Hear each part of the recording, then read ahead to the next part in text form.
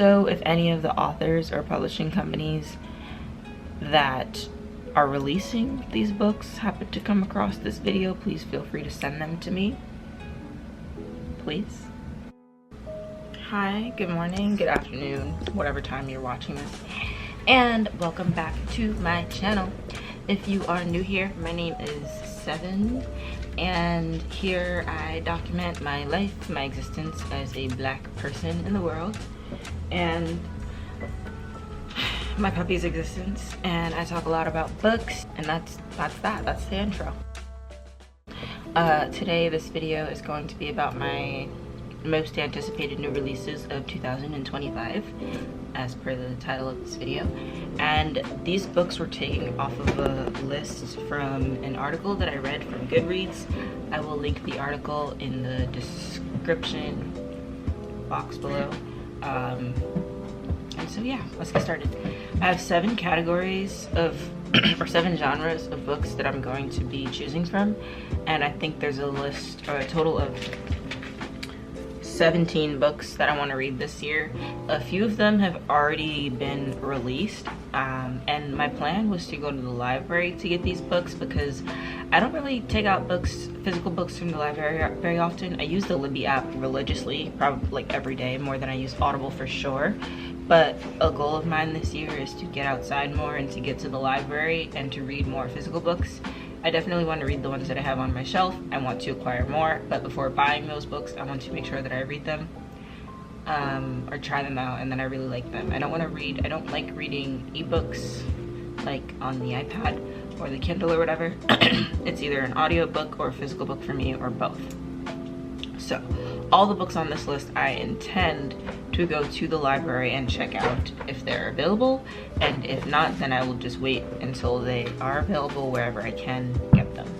The first genre that I'm going to go into is contemporary historical fiction, because that's just the name of the genre. Stolen Queen by Fiona Davis. That one was released on January 7th. Yeah, okay, so this one jumps from Egypt's Valley of the Kings circa 1936 to New York City's Met Gala in 1978. And artifacts missing from the Met, and an immortal female pharaoh may be very mad about it. That's really just it. It's a fiction story about that. I'm interested because I would be new to like magic and Egyptian history. I don't really read very many books concerning magic systems, and I want to get into that as well as try my hand at fantasy a little bit, because I tend to just say I don't read things, although I read everything. So this is me trying my hand at that. Next book I want to read is called Homeseeking by Carissa Chen. That one also came out on January 7th. So the author invites readers to 1940 Shanghai, where teenage soulmates Haiwen and Suchi are tragically separated by war. Years later, Haiwi is bagging groceries in LA when fate has some conviction. I just love like when old people, I love stories about, I love romance stories about, well, I don't love them, they're quite sad, about people that have been separated and then come back together because like fate or true love or whatever it's called. I just find it really beautiful and satisfying as a premise, so that's why I want to read that one. The next one that I really want to read is called Good Dirt by Charmaine Wilkerson. Apparently they also wrote a book called Black Cake, which I have not read, but that one's coming out January 28th. It says it's a multi-generational epic concerning an affluent black family in New England. Whoa, Jesus. Let's start over. It's a multi-generational epic concerning an affluent black family in New England, childhood tragedy, and a stoneware jar of remarkable provenance. I just want to read this because it's just about black people, and I love black literature because obviously. The next book I want to read is My Friends by Frederick Bachman. I don't really want to give like a description of what that one's about. I really want to read this because I read A Man Called Uwe, or Ove, or Otto. A Man Called Uwe, I think is what the book is called, and then the movie is A Man Called Otto. The point is, I read that book and I fell in love with it. Also, again, old people that have been separated by for whatever reason. Okay, sorry, Judah called. Moving on. My friend's Frederick Bachman. I want to read that because it's Frederick Bachman. And the very last historical fiction / contemporary and historical fiction is The Emperor of Gladness by Vuong. Again, another author in which I would read anything that he writes. I read On Earth We're Briefly Gorgeous, and if you don't know how I feel about that book, yes. I also read Time as a Mother, and I believe that's it. But I'm excited to read this one, and that one comes out on June 3rd. Mystery and Thrillers. Famous Last Words by Gillian McAllister. Never heard of her.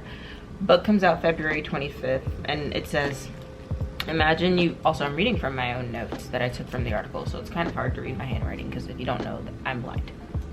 Imagine you dropped off your daughter at the nursery when you discover that your husband is part of a hostage situation in the city. Then imagine your surprise when you discover that your husband is not a hostage, he is the gunman. I'm really just interested in this because I just want to see what's going to happen in the end. I love thrillers, and it sounds like a good thriller to me. Cool. Next one is called Julie Chan is Dead by Liana Zhang. This one comes out April 29th. It's a 21st century thriller, and it's a debut novel by this Canadian author.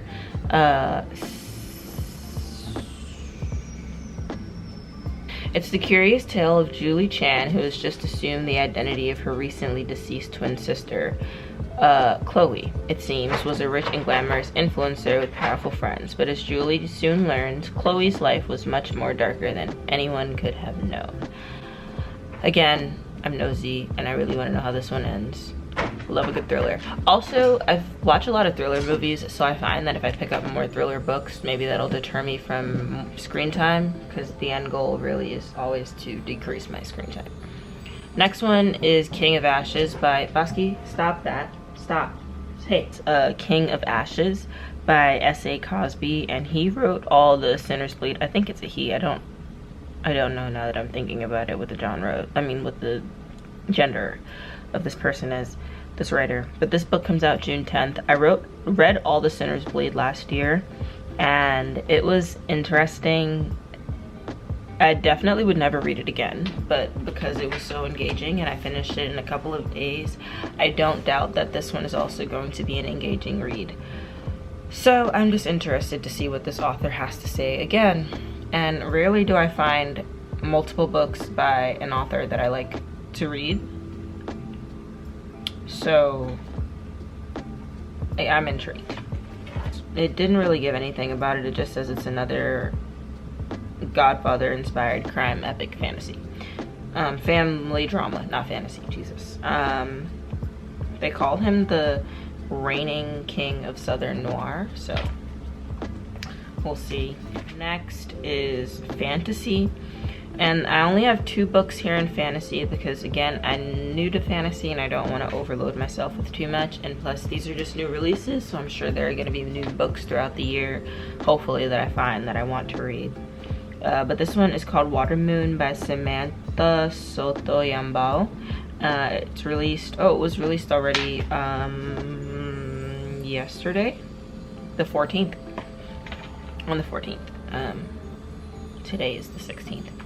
And it says it's the story of a mystical Tokyo pawn shop where visitors can sell their regrets and bad choices. Yeah, it's literally just that. When a mysterious visitor passes through, new owner Hannah undertakes a dreamlike journey through the cosmos. It's a cozy fantasy with a mystery in the center. And on my side note here, I wrote that I've never really read fantasy before, and I just feel like this is just an interesting enough of a contemporary novel for me to start. I really want to get into Kindred by Octavia Butler because I read Parable of the Sower a couple of years ago and it terrified me, and I really don't want to read the second part, which is ironic because I have a dystopian novel in here in this list that I'm going through. I just want to read it because it's fantasy. Next one is Catabasis by R.F. Kuang. I did not read Babel. because there's way too much hype going on around it, and I tend not to read things when they're hyped up. But I do want to read this one because the cover is really pretty, honestly, truly. But also, I feel like the premise of this story is a lot more engaging to me than Babel. And it is, their details are scarce, but the gist is 2 rival PhD students at Cambridge descend into hell to rescue the soul of their academic advisor. It's a love story, but also catabasis is the Greek term for the classic descent into the underworld, apparently. I like Greek myth, and I'm just interested to see how this compares. I also will probably be studying more Greek myth in preparation of reading this book, just so that I can have all of my wires crossed. Moving on, sci-fi. I have 1, 2, 3 sci-fi novels. The first one is called All the Water in the World by Eileen Kafal. It came out January 7th, so I missed the release date on that one, but I can't find it on Libby, so I'm gonna go to the library and see if I can find a copy. It says glaciers have melted, coastlines have shifted, and New York City is now mostly underwater. Atop the Museum of Natural History, a community of survivors hunker down as yet another monster storm rolls in. Its depressingly relevant debut from the Chicago author is being compared to Station 11 and, again, Parable of the Sower, which I just mentioned. Dystopian, I want to read it. Thriller, I'm intrigued. Sci-fi, I'm a little scared to read because I digest sci-fi better on a screen than in a book because the world building is kind of hard for me. Same for fantasy, but I'm gonna give it a go. I'm really interested to see how this compares to Parable of the Sower, especially because they said that it's being compared to Parable of the Sower. Next book I want to read is called Death of the Author, and I'm sorry I cannot pronounce the author of this book's name, and I really don't want to butcher it because it's a black person. The book covers here. It's coming out January 14th, and it says Nigerian American author has won multiple awards for her. This Nigerian American author has won multiple awards for her novels, the Binti series, and the innovative cultural aesthetic known as Afrofuturism. Something that my friend Julia and I mentioned or spoke about when we first met, which I find very interesting. This is also what compelled me to read this book, besides the fact that they are a Nigerian American author. I did not read the series that they mentioned before, but I'm gonna move on. She did coin the term Afrofuturism. This new book promises a pleasant blurring of the lines between fact and fiction. The premise is a struggling author writes a sci-fi novel concerning androids and AI and human extinction, and that changes reality itself. So what I'm thinking is, as she's writing the novel, or as they're writing the novel, it's going to literally start to change reality. I don't know. I don't want to read more about it. I just want to get into it and see how it goes. I really want to read this because it's black literature and it encompasses a lot of my fears, like technology. And I think it's good to face your fears, especially in literature and in your journal. Also literature. Next book I want to read is called The Dream Hotel by Layla Leilani. This one comes out March 4th. Apparently they wrote a book called The Other Americans. I really want to read this one because it's very Black Mirror-esque, but here's the premise. Acclaimed Moroccan-American author specializes in a lucid and frequently urgent brand of literary fiction that drifts right to the core of our most difficult societal dilemmas. Her latest book fast forwards into speculative fiction territory, near future surveillance, another fear of mine, territory. A near future surveillance state where tech corporations have annexed our dream lives, and it seems that the algorithms have detected a problem. That little addition there I copied from the article. I didn't really need that part, but really tech companies have annexed our dream lives is the point. Black Mirror-esque. I want to read this. March 4th, everybody. Moving on, there wasn't anything from horror coming out that I wanted to read, but I did write down a book for my friend Judah called Bat Eater and Other Names for Kara Zhang. And this one is a horror film, or book, sorry, about a person, I don't know what it's really about, but I know that it takes place during the pandemic. And I think there's Asian racism in there. Nothing from the romantasy genre. And last two genres that we have: young adult novels and then nonfiction. I have one thing from YA novels. It's called Our Infinite Fates by Laura Stephen. Comes out March 4th. I really want to read this book because the main character reminds me a lot of Hope from the Vampire Diaries series, or really from Legacies, but I say the Vampire Diaries series because for me it all started out with watching the 8 seasons of the Vampire Diaries and then the originals and then Legacies. So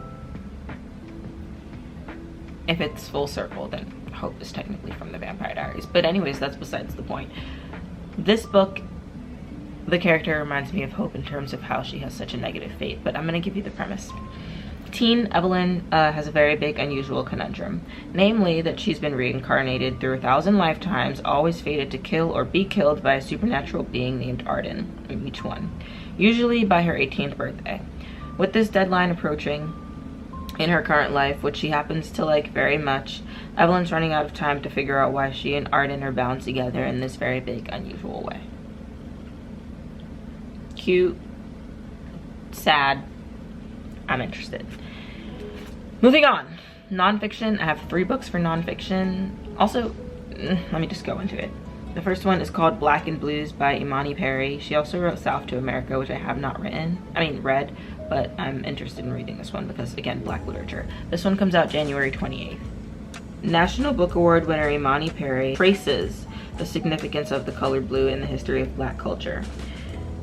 Perry is a specialist in interdisciplinary connections, and her thinking here circles from art to nature to 16th century West African clothing dyes to the very concept of the blues and music and mood. Again, I love Black history. This is literally encompassing all of that. I don't know very much about Black American history, but it seems like we're going to touch on a lot more topics than that across the diaspora. So I'm intrigued. This one comes out next week, I think. I want it. Next, Memorial Days. This one is a memoir by Geraldine Brooks. Comes out February 7th. When novelist Geraldine experiences the sudden death of her husband, Tony Horowitz, in 2019, she felt unable to grieve properly. Our culture simply moves too fast. I agree. So she booked a flight to a remote Australian island and spent some time thinking and writing about the topic of loss. Brooks, a Pulitzer Prize winner for her 2005 novel March, takes a global approach by including details on Balinese, Shite, and Aboriginal grieving traditions. I really just want to read this because I've been going through something. Grief is not linear. And then the last book on this list that I really want to read is Everything's Tuberculosis by John Green. Again, another writer of which I will read anything that they put to paper. The Fault in Our Stars is one of my favorite books and movies of all time. Every time I read it, I cry. It hits me so hard. The lines are just so impactful. I don't know why. I just love it, and that's fine. I'm not ashamed to say it. Everything is Tuberculosis is a nonfiction book that John Green wrote, and it is about tuberculosis. This one comes out March 18th, by the way.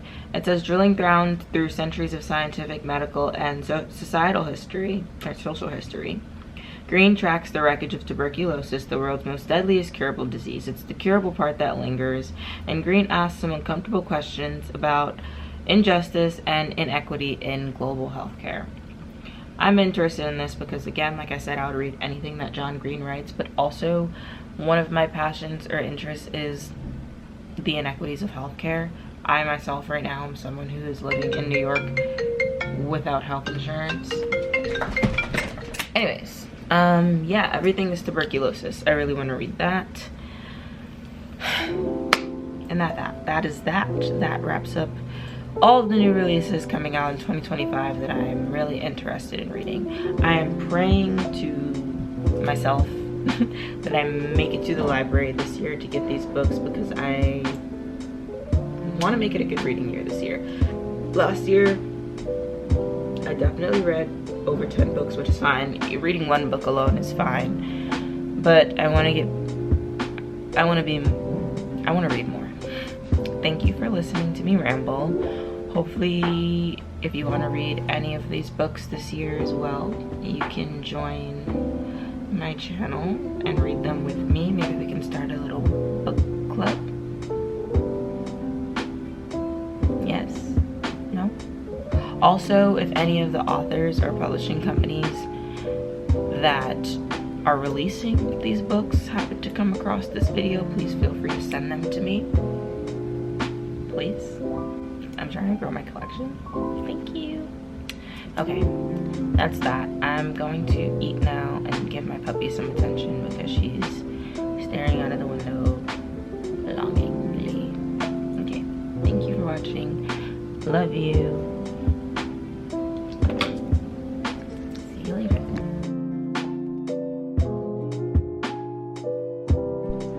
I gave Bosky an old jar of peanut butter with some apples in it that I shook up, and she's literally having the time of her life in there, trying to get him out. It's like when she throws her ball around, but less aggressive. Now she's finally got the cup held down so she can... This is so satisfying.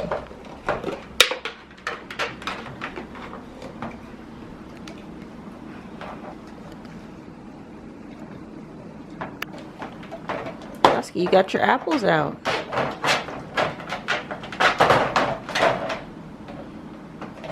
Stop. Stop. Stop. You cannot tear up your blanket. Lay down. Lay down or go back to your bed.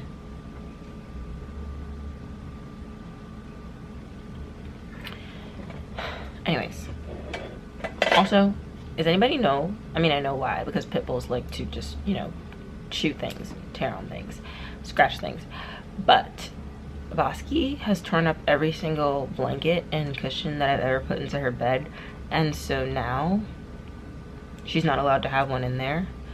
She has a cushion that she has here next to my desk, and then when she wants to rest on it, she rests there. She wants to sleep on it, she sleeps there. But throughout the night, she definitely stays in her cage because she would get out and tear up everything and the trash if I didn't let her stay in her cage. However, last night for the first time, she did sleep outside her cage. Well, not for the first time, but for the first successful time, she slept outside her cage on her cushion, and she just stayed there the whole night. She didn't do anything. And I think she's finally understanding, hopefully, the significance of her not having a cushion in her cage. Although just now, she definitely just tried to tear it up right here next to me, so I don't know if she's learning or not. But we're not here to talk about my dog's behavioral issues because she's doing so good right now. You're being such a good girl. Thank you. And you're... Whoa. Let's run that back. Acclaimed Moroccan-American author. This acclaimed Moroccan-American author specializes in a lucid and frequently urgent brand of life that... Cut. Take 3. This Moroccan-American author specializes in a lucid and frequently urgent brand of literary fiction that drills right to the core of our most difficult societal dilemmas. Her latest book fast forwards into speculative fiction territory.